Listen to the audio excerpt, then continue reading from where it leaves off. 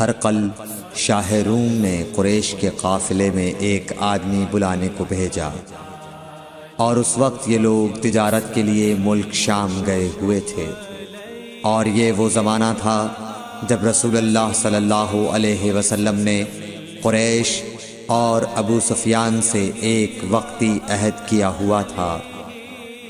جب ابو سفیان اور دوسرے لوگ ہرقل کے پاس ایلیا پہنچے جہاں ہرقل نے دربار طلب کیا تھا، اس کے گرد روم کے بڑے بڑے لوگ، علماء، وزراء و امراء بیٹھے ہوئے تھے۔ ہرقل نے ان کو اور اپنے ترجمان کو بلوایا، پھر ان سے پوچھا کہ تم میں سے کون شخص مدعی رسالت کا زیادہ قریبی عزیز ہے؟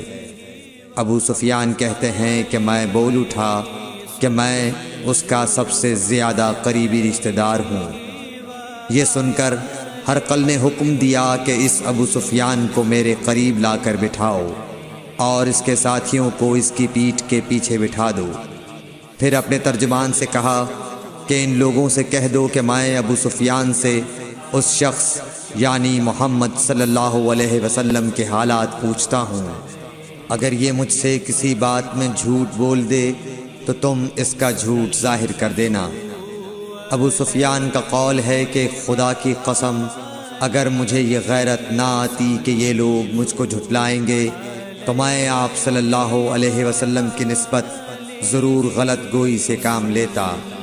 خیر، پہلی بات جو ہرقل نے مجھ سے پوچھی وہ یہ کہ اس شخص کا خاندان تم لوگوں میں کیسا ہے؟ میں نے کہا وہ تو بڑے اونچے عالی نسب والے ہیں۔ کہنے لگا اس سے پہلے بھی کسی نے تم لوگوں میں ایسی بات کہی تھی؟ میں نے کہا نہیں۔ کہنے لگا اچھا اس کے بڑوں میں کوئی بادشاہ ہوا ہے؟ میں نے کہا نہیں۔ پھر اس نے کہا بڑے لوگوں نے اس کی پیروی اختیار کی ہے یا کمزوروں نے؟ میں نے کہا نہیں، کمزوروں نے۔ پھر کہنے لگا اس کے تابعدار روز بڑھتے جاتے ہیں یا کوئی ساتھی پھر بھی جاتا ہے؟ میں نے کہا نہیں۔ کہنے لگا کیا اپنے اس دعوی نبوت سے پہلے کبھی کسی بھی موقع پر اس نے جھوٹ بولا ہے؟ میں نے کہا نہیں، اور اب ہماری اس سے صلح کی ایک مقررہ مدت ٹھہری ہوئی ہے، معلوم نہیں وہ اس میں کیا کرنے والا ہے۔ ابو سفیان کہتے ہیں میں اس بات کے سوا اور کوئی جھوٹ اس گفتگو میں شامل نہ کر سکا۔ ہرقل نے کہا کیا تمہاری اس سے کبھی لڑائی بھی ہوئی ہے؟ ہم نے کہا کہ ہاں۔ بولا پھر تمہاری اور اس کی جنگ کا کیا حال ہوتا ہے؟ میں نے کہا لڑائی ڈول کی طرح ہے، کبھی وہ ہم سے میدان جنگ جیت لیتے ہیں اور کبھی ہم ان سے جیت لیتے ہیں۔ ہرقل نے پوچھا وہ تمہیں کس بات کا حکم دیتا ہے؟ میں نے کہا وہ کہتا ہے کہ صرف ایک اللہ ہی کی عبادت کرو، اس کا کسی کو شریک نہ بناؤ، اور اپنے باپ دادا کی شرک کی باتیں چھوڑ دو، اور ہمیں نماز پڑھنے، سچ بولنے، پرہیزگاری اور صلہ رحمی کا حکم دیتا ہے۔ یہ سب سن کر پھر ہرقل نے اپنے ترجمان سے کہا کہ ابو سفیان سے کہہ دے کہ میں نے تم سے اس کا نسب پوچھا تو تم نے کہا کہ وہ ہم سے عالی نسب ہے، اور پیغمبر اپنی قوم میں عالی نسب ہی بھیجے جایا کرتے ہیں۔ میں نے تم سے پوچھا کہ دعوی نبوت کی یہ بات تمہارے اندر اس سے پہلے کسی اور نے بھی کہی تھی؟ تو تم نے جواب دیا کہ نہیں۔ تب میں نے اپنے دل میں کہا کہ اگر یہ بات اس سے پہلے کسی اور نے کہی ہوتی تو میں سمجھتا کہ اس شخص نے بھی اسی بات کی تقلید کی ہے جو پہلے کہی جا چکی ہے۔ میں نے تم سے پوچھا کہ اس کے بڑوں میں کوئی بادشاہ بھی گزرا ہے؟ تو تم نے کہا کہ نہیں۔ تو میں نے دل میں کہا کہ ان کے بزرگوں میں سے کوئی بادشاہ ہوا ہوگا تو کہہ دوں گا کہ وہ شخص اس بہانے اپنے آباء و اجداد کی بادشاہت اور ان کا ملک دوبارہ حاصل کرنا چاہتا ہے۔ اور میں نے تم سے پوچھا کہ اس بات کے کہنے یعنی پیغمبری کا دعویٰ کرنے سے پہلے تم نے کبھی اس کو دروغ گوئی کا الزام لگایا ہے؟ تم نے کہا کہ نہیں۔ تو میں نے سمجھ لیا کہ جو شخص آدمیوں کے ساتھ دروغ گوئی سے بچے وہ اللہ کے بارے میں کیسے جھوٹی بات کہہ سکتا ہے۔ اور میں نے تم سے پوچھا کہ بڑے لوگ اس کے پیرو ہوتے ہیں یا کمزور آدمی؟ تم نے کہا کمزوروں نے اس کی اتباع کی ہے، تو دراصل یہی لوگ پیغمبروں کے متبعین ہوتے ہیں۔ اور میں نے تم سے پوچھا کہ اس کے ساتھی بڑھ رہے ہیں یا کم ہو رہے ہیں؟ تم نے کہا کہ وہ بڑھ رہے ہیں، اور ایمان کی کیفیت یہی ہوتی ہے حتیٰ کہ وہ کامل ہو جاتا ہے۔ اور میں نے تم سے پوچھا کہ آیا کوئی شخص اس کے دین سے ناخوش ہو کر مرتد بھی ہو جاتا ہے؟ تم نے کہا نہیں۔ تو ایمان کی خاصیت بھی یہی ہے، جن کے دلوں میں اس کی مسرت رچ بس جائے وہ اس سے لوٹا نہیں کرتے۔ اور میں نے تم سے پوچھا کہ آیا وہ کبھی عہد شکنی کرتے ہیں؟ تم نے کہا نہیں۔ پیغمبروں کا یہی حال ہوتا ہے، وہ عہد کی خلاف ورزی نہیں کرتے۔ اور میں نے تم سے کہا کہ وہ تم سے کس چیز کے لیے کہتے ہیں؟ تم نے کہا کہ وہ ہمیں حکم دیتے ہیں کہ اللہ کی عبادت کرو، اس کے ساتھ کسی کو شریک نہ ٹھہراؤ، اور تمہیں بتوں کی پرستش سے روکتے ہیں، سچ بولنے اور پرہیزگاری کا حکم دیتے ہیں۔ لہٰذا اگر یہ باتیں جو تم کہہ رہے ہو سچ ہیں تو ان قریب وہ اس جگہ کا مالک ہو جائے گا کہ جہاں میرے یہ دونوں پاؤں ہیں۔ مجھے معلوم تھا کہ وہ پیغمبر آنے والا ہے، مگر مجھے یہ معلوم نہیں تھا کہ وہ تمہارے اندر ہوگا۔ اگر میں جانتا کہ اس تک پہنچ سکوں گا تو اس سے ملنے کے لیے ہر تکلیف گوارا کرتا۔ اگر میں اس کے پاس ہوتا تو اس کے پاؤں دھوتا۔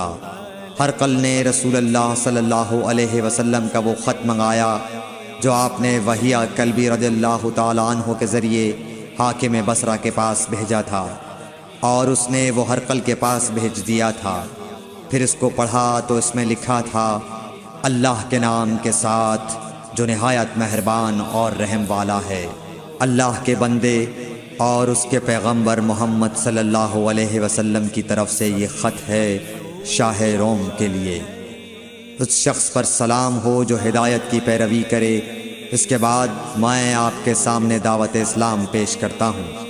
اگر آپ اسلام لے آئیں گے تو دین و دنیا میں سلامتی نصیب ہوگی، اللہ آپ کو دوہرا ثواب دے گا۔ اور اگر آپ میری دعوت سے روگردانی کریں گے تو آپ کی رعایا کا گناہ بھی آپ ہی پر ہوگا۔ اور اے اہل کتاب، ایک ایسی بات پر آ جاؤ جو ہمارے اور تمہارے درمیان یکساں ہے، وہ یہ کہ ہم اللہ کے سوا کسی کی عبادت نہ کریں اور کسی کو اس کا شریک نہ ٹھہرائیں، اور نہ ہم میں سے کوئی کسی کو خدا کے سوا اپنا رب بنائے۔ پھر اگر وہ اہل کتاب اس کتاب سے منہ پھیر لیں تو مسلمانوں، تم ان سے کہہ دو کہ تم مانو یا نہ مانو، ہم ایک خدا کے اطاعت گزار ہیں۔ ابو سفیان کہتے ہیں، جب ہرقل نے جو کچھ کہنا تھا کہہ دیا اور خط پڑھ کر فارغ ہوا تو اس کے ارد گرد بہت شور و غوغا ہوا، بہت سی آوازیں اٹھیں اور ہمیں باہر نکال دیا گیا۔ تب میں نے اپنے ساتھیوں سے کہا کہ ابو کبشہ کے بیٹے حضرت صلی اللہ علیہ وسلم کا معاملہ تو بہت بڑھ گیا۔ دیکھو تو اس سے بنی اصفر روم کا بادشاہ بھی ڈرتا ہے۔ مجھے اس وقت سے اس بات کا یقین ہو گیا کہ حضور صلی اللہ علیہ وسلم ان قریب غالب ہو کر رہیں گے، حتیٰ کہ اللہ نے مجھے مسلمان کر دیا۔ راوی کا بیان ہے کہ ابن ناطور ایلیا کا حاکم ہرقل کا مصاحب اور شام کے نصارہ کا لاٹ پادری بیان کرتا تھا کہ ہرقل جب ایلیا آیا ایک دن صبح کو پریشان اٹھا تو اس کے درباریوں نے دریافت کیا کہ آج ہم آپ کی حالت بدلی ہوئی پاتے ہیں، کیا وجہ ہے؟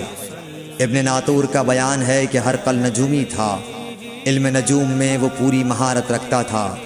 اس نے اپنے ہم نشینوں کو بتایا کہ میں نے آج رات ستاروں پر نظر ڈالی تو دیکھا کہ ختنہ کرنے والوں کا بادشاہ ہمارے ملک پر غالب آ گیا ہے۔